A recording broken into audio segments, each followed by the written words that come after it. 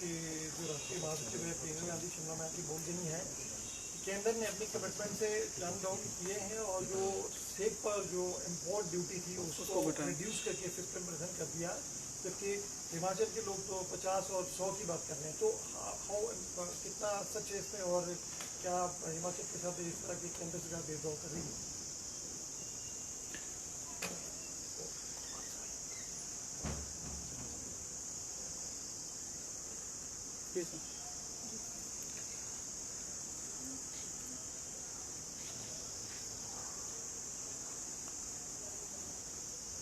मालूम पड़ा है कि प्रियंका गांधी जी शिमला आई हैं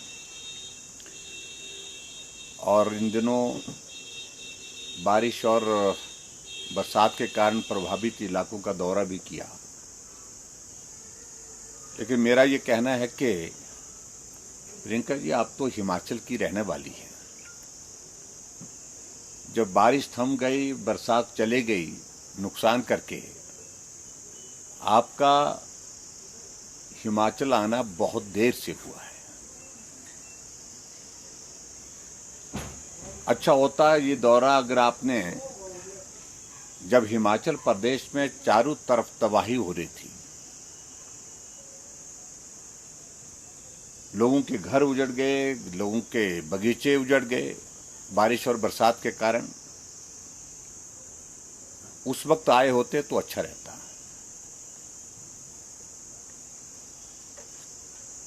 और उस वक्त अगर आए हिमाचल प्रदेश में, हमारी पार्टी के राष्ट्रीय अध्यक्ष जगत प्रकाश नड्डा जी आए,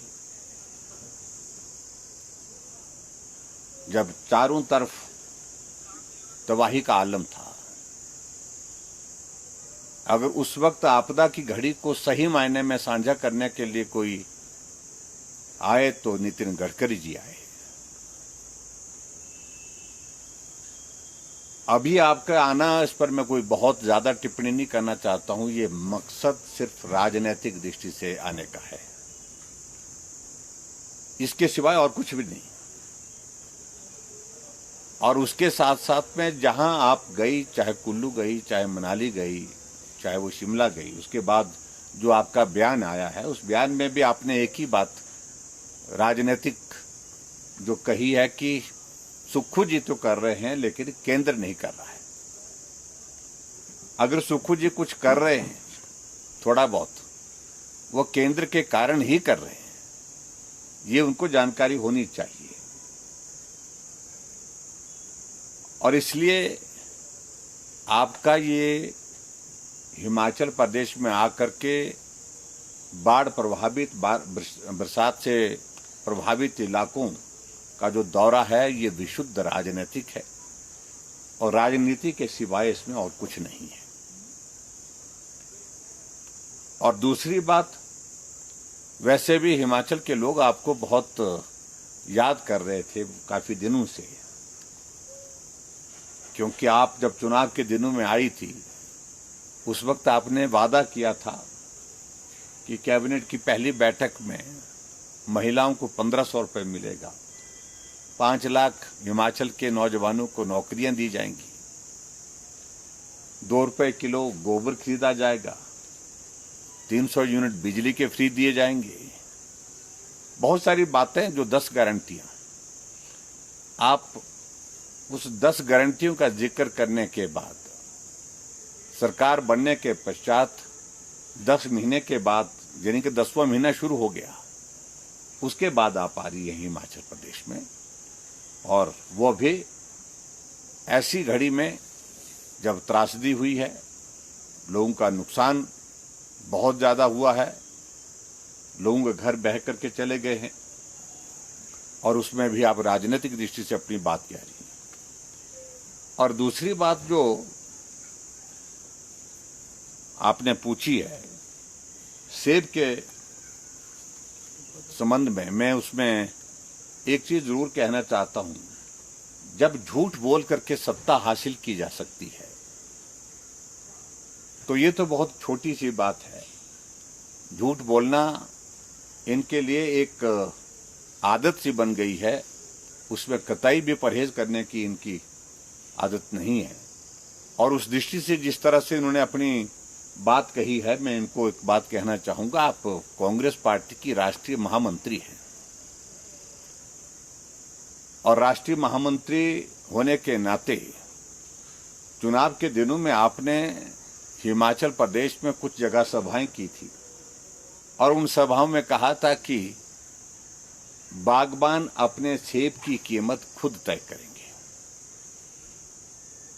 सेब का सीजन निकलने को है, आधे से ज्यादा निकल गया है। क्या बागबानों को अपना सेब की कीमत करने का अवसर आपने प्रदान किया है? क्या बागबान खुद तय कर पाए हैं कि उनके सेब की कीमत क्या मिलनी चाहिए? ये आपने चुनाव में कहा था।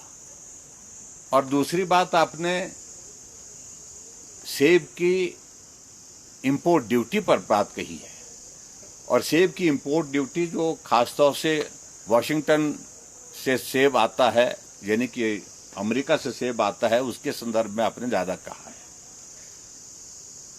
और मुझे सचमुच में बहुत निराशा हुई कि कांग्रेस पार्टी की महामंत्री होने के बावजूद उनको फैक्ट्स की जानकारी नहीं है, तथ्य की जानकारी नहीं है। उनको ये जानकारी होनी चाहिए कि सेब की कीमतें जो आप इंपोर्ट ड्यूटी की बात कह रहे हैं, उस संदर्भ में 50% पहले भी थी और आज भी इंपोर्ट ड्यूटी 50% ही है, 50% ही है, उसमें कोई भी अंतर नहीं है। मालूम नहीं कहां से ये बात उठाई होगी, कहां से किस रूप में जानकारी दी। हमारे कॉमर्स मिनिस्टर पीयूष गोयल जी ने भी बातों को बड़ा स्पष्ट किया है कि हमारे प्रधानमंत्री नरेंद्र मोदी जी ने एक चीज को बड़ा स्पष्ट किया है कि सेब की कीमत बाहर से जो आने वाली, जिसमें 50 रुपए किलो से कम की कीमत होगी, तो उस पर प्रतिबंध लगा दिया है, यानी कि बैन किया है। कोई भी सेब 50 रुपए प्रति किलो के कम के दाम के साथ भारत नहीं खरीदेगा। और उसमें अगर जो 50% एक्सपोर्ट ये अपने इंपोर्ट ड्यूटी की अगर हम बात कहते हैं, तो उसमें 75 रुपए किलो के हिसाब से, यानी कि सेब भारत अपने देश के अंदर नहीं आने देगा। इस बात को पहले से ही स्पष्ट किया है। नंबर 2, जो एक और चीज जिसका मैं जिक्र करना चाहूंगा कि जो सेब जो है वो ये 50% ड्यूटी के बारे में, जो इंपोर्ट ड्यूटी के बारे में जब बात कही आई कि ये 100% क्यों नहीं थी, यानी कि इंपोर्ट ड्यूटी 100% लगानी चाहिए। प्रियंका गांधी जी, आपको जानकारी होनी चाहिए, आपकी ही सरकार के दौरान जब कॉमर्स मिनिस्टर आनंद शर्मा जी हुआ करते थे, उन्होंने एक बात को लेकर के एक निर्णय करके रखा है। वो निर्णय ये है कि 50% से ज्यादा इंपोर्ट ड्यूटी किसी इस पर सेब पर नहीं होगी, इससे ज्यादा बिल्कुल भी नहीं होगी। आपकी ही सरकार के दौरान तय हुआ है और उसमें कोई परिवर्तन नहीं किया गया है। और आज आप कैसे कह रहे हैं कि ये 100% होनी चाहिए थी? और दूसरी बात मैं ये जरूर कहना चाहता हूं कि अमेरिका ने कुछ चीजों पर एक वो ड्यूटी लगाई थी, इंपोर्ट ड्यूटी लगाई थी, एक्सपोर्ट ड्यूटी लगाई थी 20% की। और उसके ही संदर्भ में भारत ने भी जो है, जिसको हम रिटेलिएट इंपोर्ट ड्यूटी कहते हैं, वो लगाई थी। जब अमेरिका ने उसको बंद कर दिया, देखिए इस बात को लेकर के जो वर्ल्ड लेवल पर जो ट्रेड होते हैं, उन ट्रेड में इस तरह की स्थिति आती है कई बार, जहां इस प्रकार के निर्णय किए जाते हैं। अमेरिका ने कुछ इस तरह के निर्णय किए थे जिसमें उन्हें थोड़ा सा इंक्रीज किया था। भारत ने उसकी रिटेलिएशन में इंपोर्ट ड्यूटी जो है 20% इम्पोज की थी, लेकिन अब सहमति बनी उसमें कि भाई वो उन्होंने भी उसको रोक दिया और भारत ने भी रोक दिया। सिर्फ बात इतनी करें, लेकिन ये सारी चीज से जो है हिमाचल के सेब पर भारत के अंदर जहां से भी सेब पैदा होता है उसके रेट्स पे कोई भी अंतर, कोई भी फर्क नहीं पड़ने वाला है। इस बात को मैं बड़ा साफ कह रहा हूं। इंपोर्ट ड्यूटी पहले भी 50% थी और आज भी 50% है, और ये झूठ बोल करके बागवानों को गुमराह करने की कोशिश है जो हो रही है, ये बहुत दुर्भाग्यपूर्ण है। और मैं यही कहूंगा कि प्रियंका गांधी जी को चाहिए था कि फैक्ट्स की जानकारी हासिल कर लेती, और फैक्ट्स की जानकारी हासिल करने के बाद ही बात कहती। ये सुनी सुनाई बात कहीं से कहीं उनके माध्यम से कही गई, तो ये समझता हूं मैं कि जानकारी के अभाव में कही गई है। सर, प्रियंका जी ने दोबारा रिपीट किया, जैसे बाकी कांग्रेस लीडर कह रहे हैं कि हिमाचल इतनी बड़ी आपदा से अकेले नहीं निपट सकता है, केंद्र को मदद करनी होगी और इसे नेशनल डिजास्टर डिक्लेयर करना होगा। ये देखिए, एक बात तो उनको कहनी ही पड़ेगी आकर के, कुछ मदद अगर नहीं कर पाई है तो ये बात तो कहनी, राजनीतिक बात तो कहनी पड़ेगी। उन्होंने कही वो बात, और इसी मकसद के लिए तो आई है। देखिए, केंद्र मदद कर रहा है, बार बार मदद कर रहा है, और मदद करने के साथ साथ में दो शब्द अगर धन्यवाद के कहते, और अगर ये भी कहते कि प्रदेश और केंद्र दोनों मिलकर के इस आपदा से हिमाचल प्रदेश को बाहर निकालेंगे, तो मुझे लगता कि शायद ज्यादा अच्छा रहता। लेकिन फिर भी उसके बावजूद उनके मुंह से ये शब्द ही नहीं निकलते। उन्होंने बात कही है, मुझे उस पर कुछ ज्यादा नहीं कहना है। मैं सिर्फ इतनी बात कहना चाह रहा हूं कि निश्चित रूप से केंद्र और प्रदेश दोनों को मिलकर से हिमाचल को इस आपदा से बाहर निकालना चाहिए। केंद्र ने जो मदद की है वो आपके सामने है, मदद आई है। प्रदेश अपने स्तर पर क्या मदद कर रहा है, ये प्रश्न आज भी प्रदेश सरकार के समक्ष खड़ा है, जिस पर वो तय नहीं कर पा रही है कि क्या हमको बोलना है।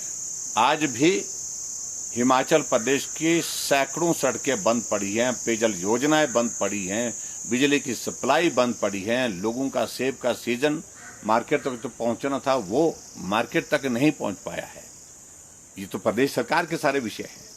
इसलिए मैं सिर्फ इतना ही कहना चाह रहा हूं, आपने जो बात कही है उस बात को आप दिल्ली में जाकर के भी कहें, लेकिन पहले धन्यवाद भी करें।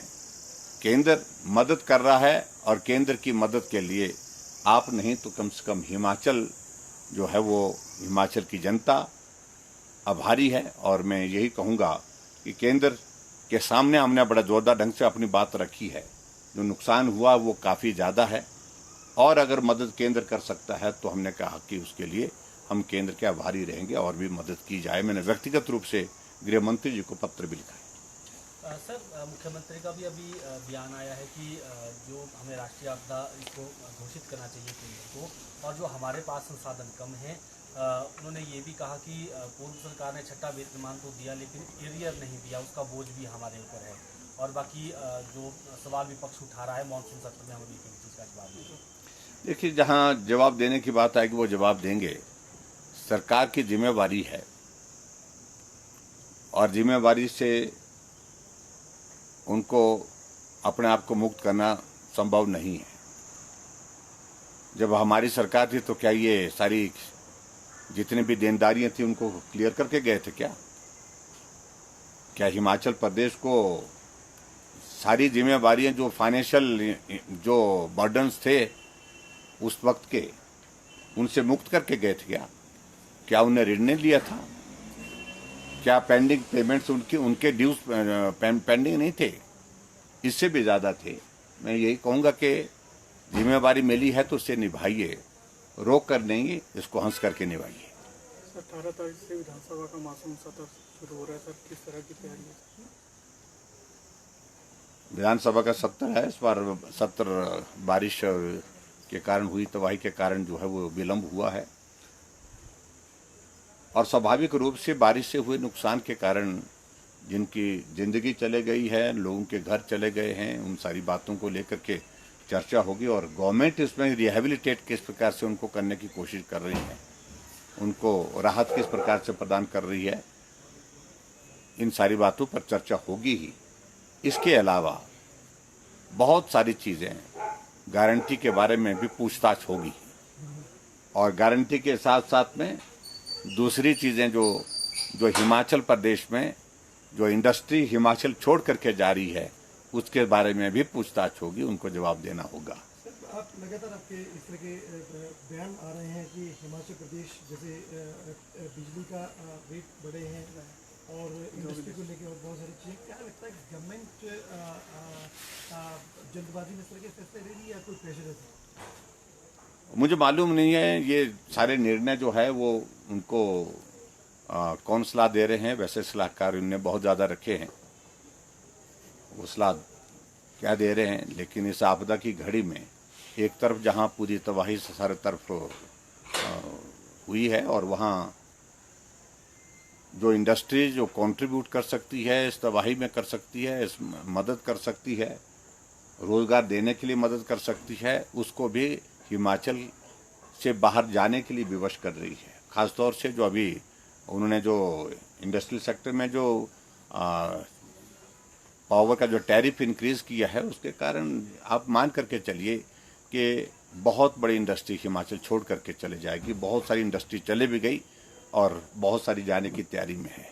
हिमाचल प्रदेश में इंडस्ट्री आने का बहुत बड़ा कारण एक है क्योंकि बिजली सस्ती मिलती है और एश्योर्ड सप्लाई मिलती है। इस बात को लेकर के हिमाचल प्रदेश में इंडस्ट्री आती है।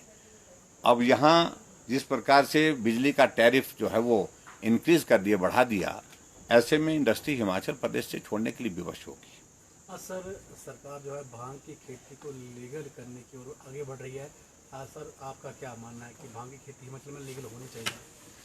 देखिए, ऐसा है कि अब पहले दिन से ही सारे विषय को लेकर के वो बातें कर रहे हैं। बात तो उनने कही थी ग्रीन हिमाचल, ग्रीन कॉरिडोर बनाए जाएंगे, बातें तो बहुत हुई, लेकिन ज़मीनी हकीकत क्या है वो आप अच्छी तरह से समझते हैं। ज़मीन पर शून्य है काम। कहा था कि वाटर सेस लगा देंगे, वाटर कमीशन तो बना दिया, उनको लाख रुपए का खर्चा तो उनने सरकार के ऊपर डाल दिया, लेकिन वाटर सेस की प्रोसेस में उसमें क्या प्रोग्रेस है इसके बारे में स्पष्ट करें। कहा तो था कि हमने एक्साइज जो है वो एक्साइज में 40% की इंक्रीज की और यहाँ जो कॉन्ट्रैक्टर हैं, ठेकेदार हैं, वो कोर्ट में जाने की तैयारी कर रहे, चले गए हैं कोर्ट में। और ऐसे में आपको एक्चुअल कितनी एक्साइज की वो इंक्रीज मिली है, रेवेन्यू मिला है, ये सारी चीज़ को लेकर के भी स्पष्टता नहीं है। क्योंकि मेरी जानकारी के मुताबिक जो है फर्स्ट क्वार्टर में जो है वो मात्र 12% किससे ऊपर थोड़ी जो है वो इसमें रेवेन्यू में जो रिसीट हुई है एक्साइज में। ऐसे में बहुत सारी चीज़ों का जिक्र किया है जो ज़मीन पर हुई नहीं है। वैसे ही बात भांग की खेती है। अभी बोले जा रहे हैं बाहर जाएंगे, यहाँ जाएंगे, वहाँ जाएंगे, आप करिए, लेकिन व्यवहारिकता इस सारी चीज़ की जो देखनी होगी, मुझे लगता है कि इतना सरल नहीं, इतना सहज नहीं है, क्योंकि लोग बहुत बड़ी तादाद में ऐसे भी हैं जो इसका समर्थन नहीं, विरोध कर रहे हैं। किन्नौर लगभग एक सप्ताह हो गया पूरे देश से कटा हुआ है। ऐसे में किन्नौर के लोगों की भी मुश्किलें बढ़ गई हैं। ऑपरेशन इस तरह से घटनाक्रम में लोगों की मदद कर सकता है? तो निश्चित रूप से जो रास्ता अवरुद्ध हुआ पड़ा है उसके कारण वहाँ के लोगों को बहुत बड़ी कठिनाई का सामना करना पड़ रहा है। और मैं सरकार से यही मांग करूँगा कि जल्दी से जल्दी उसको खोला जाए। और आप किन्नौर की बात कर रहे हैं, मैं तो ये कहूँगा कि मनाली, कुल्लू मनाली की स्थिति ऐसी बन गई थी जैसे लाहौल स्पीति से जो है वो हेलीकॉप्टर के माध्यम से लोगों को निकालना पड़ता था, वो स्थिति कुल्लू मनाली की बन गई थी। और ऐसी स्थिति में बड़ा चिंता का विषय है। अभी भी हम हिमाचल प्रदेश में देख रहे हैं कि जो रेस्टोरेशन का रोड का जो काम चल रहा है वो बहुत धीमा चल रहा है, बहुत धीरे से चल रहा है। और 6-6 महीने मुझे लगता है अभी तक और भी सड़कों को रिस्टोर करने में लगेंगे।